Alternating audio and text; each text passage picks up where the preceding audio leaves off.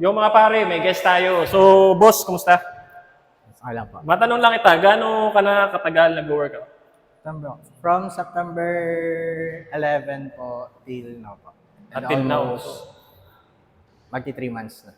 Magti 3 months. Consistent ba yun? Ilang beses sa isang linggo? Means, nung mga unang month po, siguro mga everyday.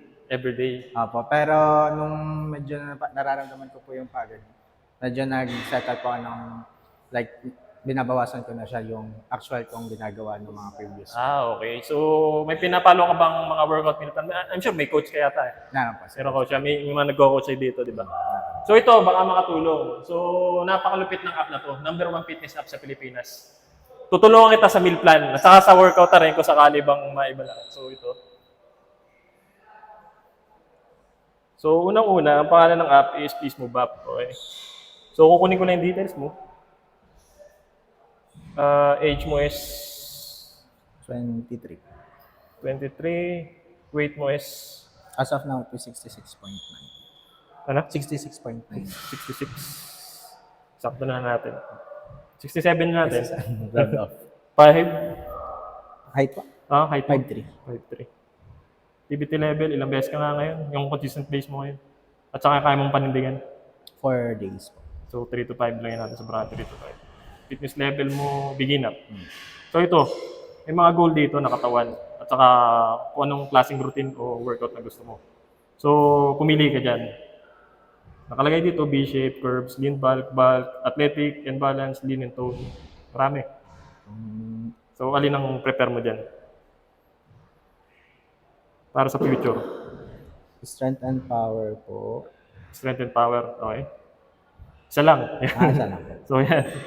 So yan, okay na. So ito, mag-generate siya ng meal plan sa'yo. Napaka-importante na nutrition. Okay. Ang calorie intake mo per day is 2,400. Siya na nag-compute para sa'yo. Siya na nag-schedule ng meal plan mo Monday to Sunday, may meal plan ka na. Okay. So, almusal, tanghalian, hapunan, balanced meal, Filipino food. So, ingredients niya, nasa Pilipinas lang, hindi ka na mahirapan. Tiyan mo, egg and vegetable omelette with rice. Okay. Ingredients niyo nakalagay. Instruction nakalagay. Pag hindi pa malino, may video kung paano magluto. So, yan. So, sukat na siya hanggang hapunan. Chicken adobo with brown rice. Saka nakakita meal plan na chicken adobo, di ba? So, beef kare-kare with vegetable. Nakalagay na rin ingredients.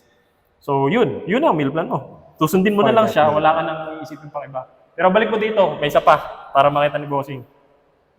Yung workout mo, nakalatag na rin. Okay, Monday to Sunday, including rest day. Siya na nag-split ng gagawin mo. Okay. Monday ngayon, check mo. Goblet squat, 10 to 20 kg. Siya na naglagay ng weight na kaya mo. Nilagay na yung yung fitness level mo eh. Kaya tinansya na niya. 3 sets of 10 repetition, 1 minute rest. Pag magpapahinga ka, may start rest time. Tapos tutunog siya. Saka sunod na set ulit. Kaya. So pag hindi ka marunong mag-goblet squat na video, yan. Ipi-play ka.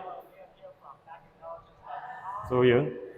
So nakalagay na dumbbell bench press, bent over. Susundin mo na lang, wala nang kahirap-hirap. Pagka ayaw mo niya, pwede mo palitan. Body weight squat.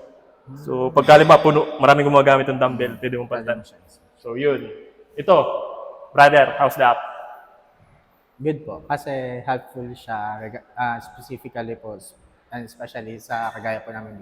Dedicated siya para sa iyo lang yun. Hindi yun panglahatan. So ang meal plan at saka yung workout, dapat dedicated sa tao. Depende sa goal niya at sa body type niya. So yun ang pinakamalupit. May nakita ka na bang ganitong app? Wala pa, di ba? So kaya #1 to. So install ka na, Brad. Bye.